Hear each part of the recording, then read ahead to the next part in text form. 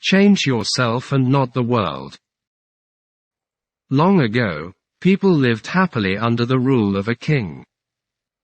The people of the kingdom were very happy as they led a very prosperous life with an abundance of wealth and no misfortunes. Once, the king decided to visit places of historical importance and pilgrim centers in distant places. He decided to travel by foot to interact with his people. People from distant places were very happy to have a conversation with their king. They were proud that their king had a kind heart. After several weeks of travel, the king returned to the palace. He was quite happy that he had visited many pilgrim centers and witnessed his people leading a prosperous life. However, he had one regret. He had intolerable pain in his feet as it was his first trip by foot covering a long distance. He complained to his ministers that the roads weren't comfortable and that they were very stony. He could not tolerate the pain.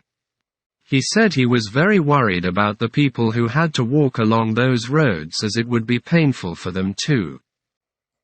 Considering all this, he ordered his servants to cover the roads in the whole country with leather so that the people of his kingdom could walk comfortably.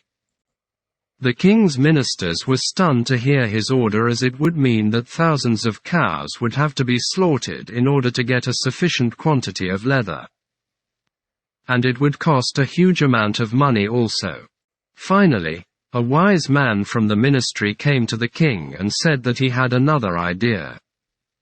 The king asked what the alternative was. The minister said, "Instead of covering the roads with leather, why don't you just have a piece of leather cut in an appropriate shape to cover your feet?" The king was very much surprised by his suggestion and applauded the wisdom of the minister. He ordered a pair of leather shoes for himself and requested all his countrymen to wear shoes. Moral: instead of trying to change the world, we should try to change ourselves.